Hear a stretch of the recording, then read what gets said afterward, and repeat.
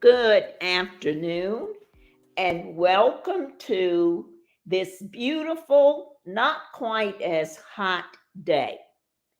There are some special activities going on around town today. As you all know, today is, of course, Father's Day and Juneteenth celebration, and you'll hear a little bit more about all of that.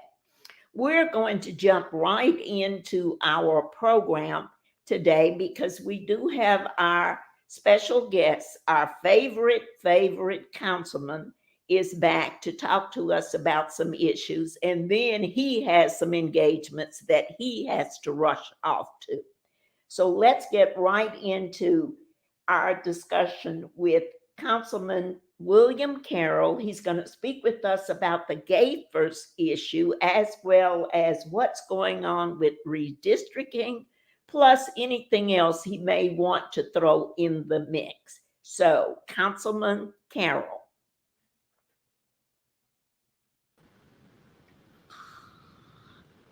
Well, good afternoon, everybody, and good afternoon to V and G and Miss Johnson and everybody. It's always a pleasure to be on the show. It's a pleasure to be here today.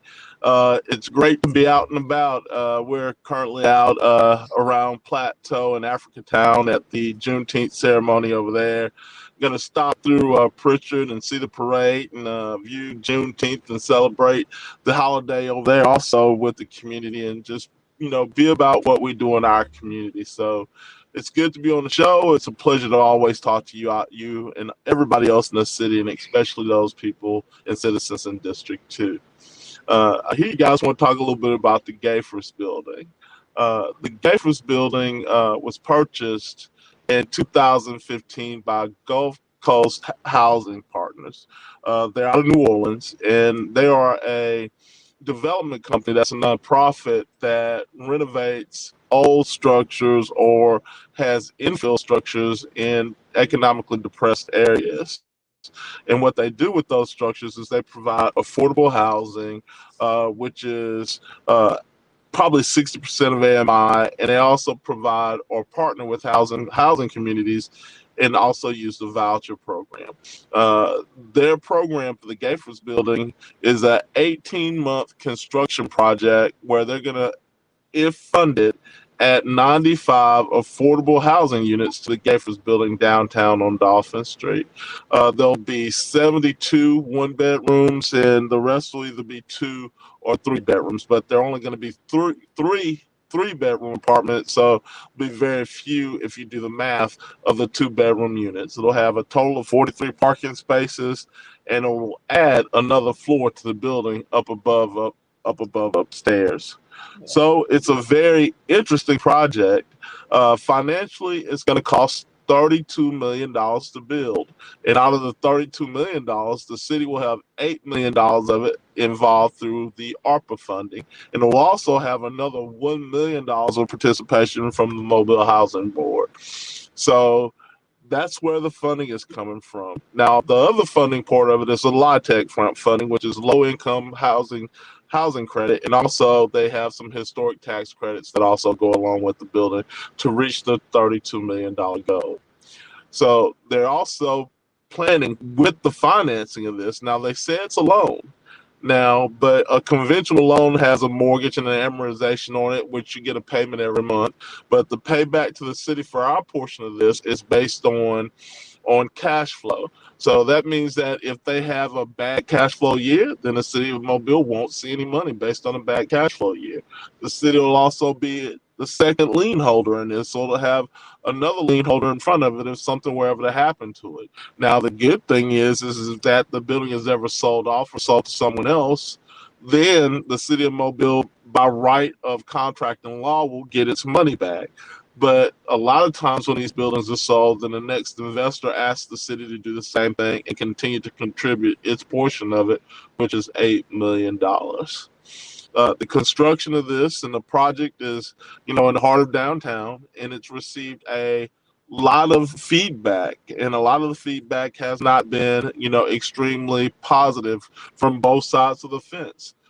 Some community members feel as if though it's gonna, after a year or so, gonna turn into high income housing. But the way that the lease is structured, and also the structure with the tax credits and the 4% rule and the things that they're doing to do this, it'll be a 30-year guarantee, or 30 or 35-year guarantee of low-income housing or affordable housing in this building. So for 35 years, based on their funding sources, this building will be a affordable housing complex.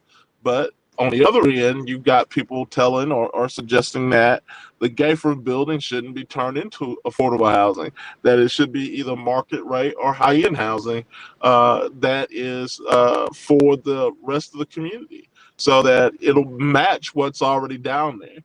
I'm kind of indifferent there. I think that downtown deserves some affordable housing. I think that we should have some lower end housing, and also some housing voucher programs downtown.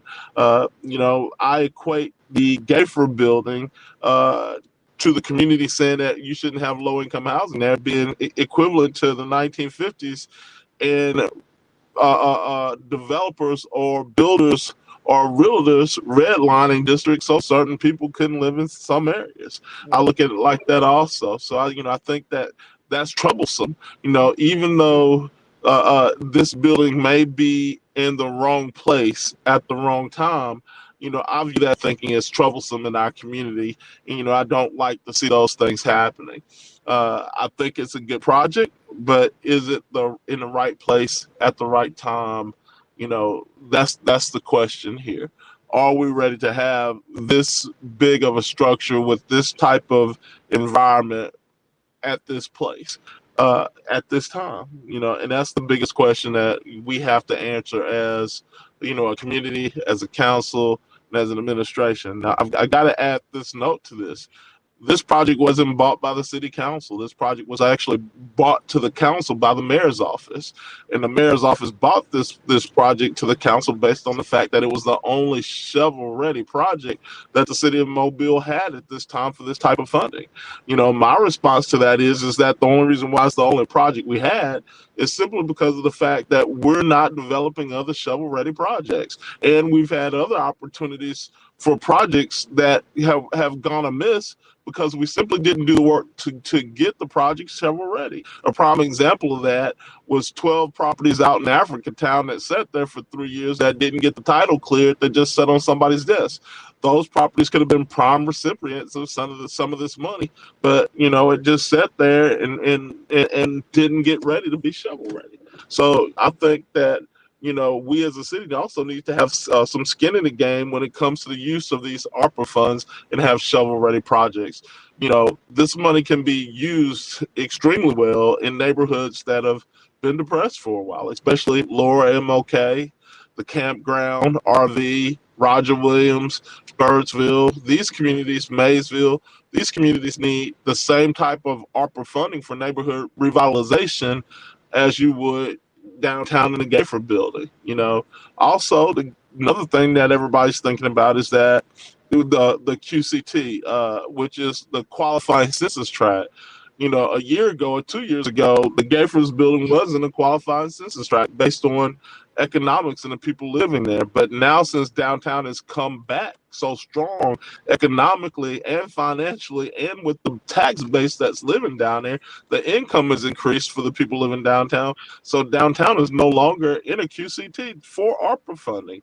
So when you think about it, is it the right time? Is it the right place?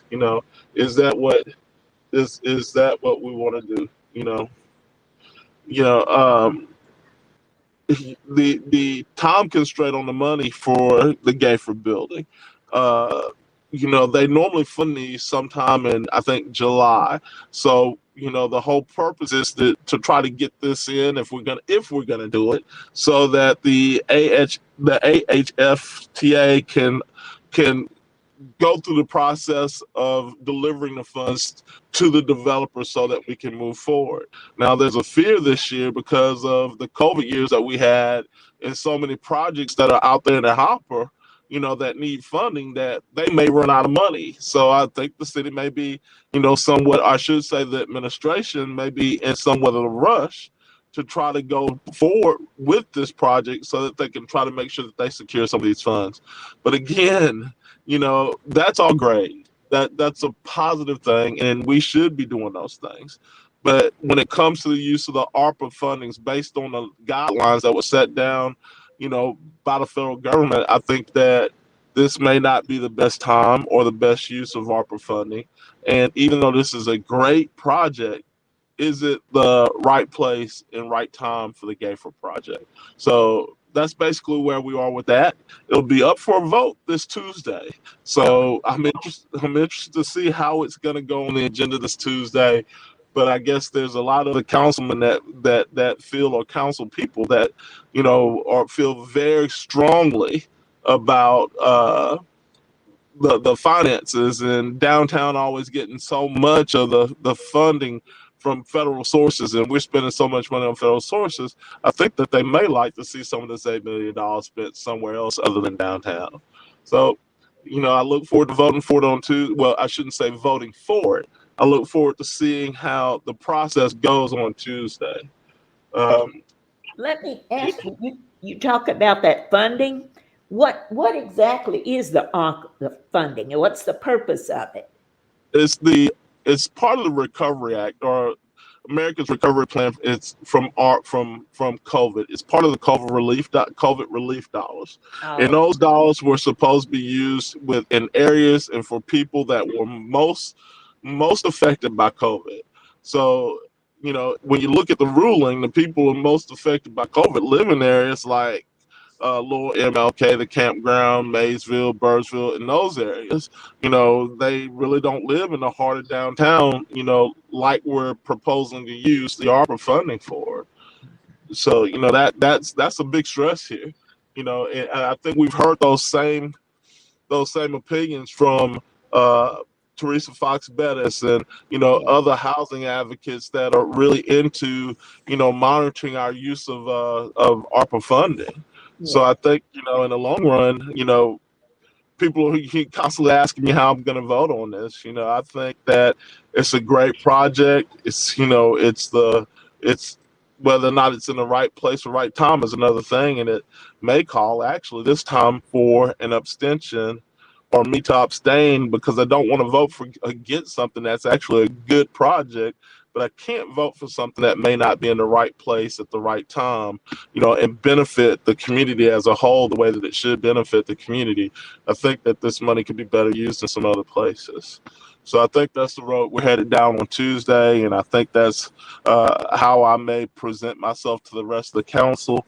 And from there, we'll move forward, and hopefully we'll have some other wins with other projects with this money, because there's some other ideas that we can do to improve areas of our city that also need it. To be honest, Gina needs some of this money out in Mobile Terrace. Even Ben Reynolds has a qualified census tract in his district that can use some of this money.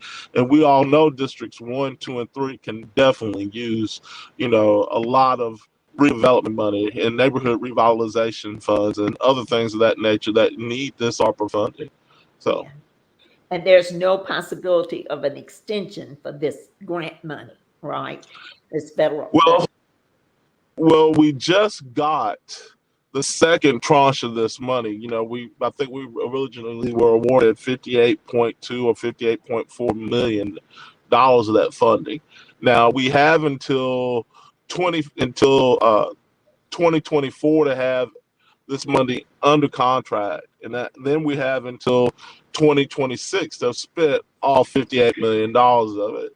So that's where we are. I don't think as of now there's any way to extend it. I haven't seen anything in the rules. I don't know what may happen in the future, but right now we need to have all of this under contract by 2024 and have it spent by 2026. Okay, great. All right, we're going to transition to our next topic. which is still a hot item, and we just want to know where we are with all of that. What's the mayor's plan? And have we gotten to a point where it looks as if the council members are more on a consensus track or not? Well, I don't know where all the council members are. I know there's been some communications back and forth and some ideas. All four of the proposed maps will be on the agenda on Tuesday. I don't think that we're going to get a vote on any of them on Tuesday because there's been a request for a racial polarization study. And the racial polarization study, as of right now, we haven't even awarded the contract to the consultant to do the study. So I think that before we vote on redistricting, we may push the date back some so that we can actually get the work done and see what the racial polarization study looks like. Now, there is some cleanup work that will probably have to be done on Tuesday, which means that there's probably 2 out of the 4 proposed ordinances that may be removed or tabled so that the mayor's plan can remain, and then the collective map of the I've started calling it the coalition of community groups has presented, showing 50%, 53% in District 7, and a reduction in District 1, I think, down to about 68%. And showing a 4th minority district or black district that is actually sustainable if won, at 53%. So I look forward to that happening, and I do think that we'll be able to do that on Tuesday. I don't know the date we'll delay this to because the final vote has to be done on or before August 9th. Because that will be the 6-month deadline by law that's set forth in the Zogby Act. If the council can't make a decision either way or the other before that date or on that date, then the mayor's actually maps will go into effect by law without a vote or without any type of passing. So, that's where we are right now with redistricting. And, it's not a whole lot we can do other than getting to the point where we get this racial polarization study done. And look, there's been some rumbling about annexation, and the mayor has an annexation plan. They'll start producing that and talking to the council about it this coming Monday. And there'll be others that will start getting briefed on that all week long. So we'll know what that plan actually wants to look like in the conversations with different council members and how they'd like to see annexation go. But I don't know if we're going to actually be able to vote on annexation and redistricting on the same day. Plus, I don't think that should happen. I think one should be on one day and the other should be on the next day. And that's just the way it is. We don't need to entangle those two. I think that could be a little messy if we do that.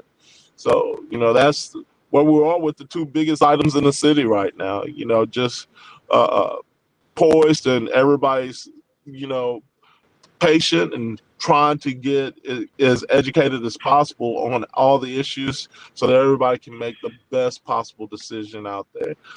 If you're interested in helping us, continue to come down and talk to the council about your position on redistricting. I'm sorry, not annexation, but on redistricting and on reapportionment and knowing that the census count suggests that there should be a 4th black district in the city now. Let's continue to do that. I think that's a positive thing. Even if you don't think it's a positive thing, come out and speak your mind. I mean, your voice, your vote is the most powerful thing that you have in the city of Mobile. Matter of fact, in the country, one man, one vote. I think the 14th Amendment clearly states that. Yes. One question, and then we're going to let you guys get on your way. Tell me, what is the purpose of the racial polarization? Well, the racial polarization study gives us a lot of information. It tells us how people are voting, whether or not the community's been polarized, how people are living in representation to how they're voting. It tells us so much, and it strengthens. It allows you to strengthen the districts also based on how people are responding to election cycles.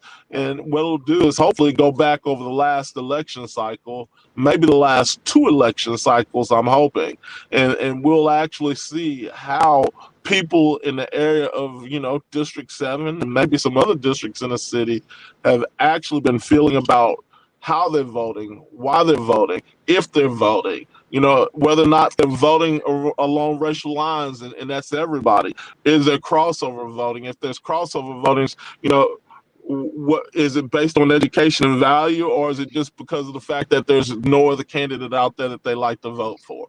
These are all the things we'll find out in a racial polarization study. And about how long would that take? Uh, I don't know. Sometimes they can take, a couple of weeks, but sometimes they can take longer. Yeah. But to do it right, in a timely manner, probably, I would say almost 30 days. I've seen them done in a couple of weeks, when rushed. But, we have a little bit of time before August 9th. If we push this back to the very deadline to actually see and read and understand exactly what they have out there in this polarization study. Okay. So, yeah. Okay. All right. We certainly do thank you and your family for putting up with us today and for you giving us all this helpful information. And we're going to continue doing what we can to push people into coming down and speaking their views as far as the redistricting is concerned. Okay? Well, thank you. And let me take a minute to wish all of those hardworking dads out there, Yes. a happy Father's Day. Yes. A lot of these dads, a lot of us dads work really hard to put a loaf of bread on the table, especially in this economy today. Gas prices are awful hard. So dads, I'm with you. Happy Father's Day. That's right. That's right. Well, thank you again, everybody. And you guys have a wonderful time. Okay? Yes, ma'am. Take care. I failed to mention at the very beginning that this session, this show is brought to us by Napco Pizza. Wonderful, beautiful, delicious pizza. And they are located on Napco Road at McVeigh. So please go in and visit them. Visit them and buy pizza, buy something from them. They have a wonderful large menu. So help yourself. They in turn support our program, so we need to support our own businesses. And thank you again. Now, next week, we're going to go to our health and mental health week. And we have Miss Yolanda Long, who is our RN, who will give us an update on COVID and anything else we happen to need to know as far as health is concerned. She's usually very comprehensive in her report. And then Miss Alicia Rob Richardson, who will give us our mental health information. So please tune in with us for next week's guest. And as Councilman Carroll had said, we want to wish all of those fathers a happy Father's Day on this very special day, and happy Juneteenth Day, Freedom Day. Today, of course, is Juneteenth holiday, and it's a celebration of a time when all African Americans were finally free. This Juneteenth, people of all races, nationalities, and religions in cities across the country are joining hands to truthfully acknowledge a period in our history that shaped and continues to influence our society today. While Juneteenth's popularity has grown and expanded, it is very important for us to always remember and hold true to its true meaning and the values and principles for which it stands. So, once again, thank you for joining us today. Happy Father's Day to all of the fathers out there. and even those that have passed over. And happy Juneteenth to everyone. Good evening, and thanks again.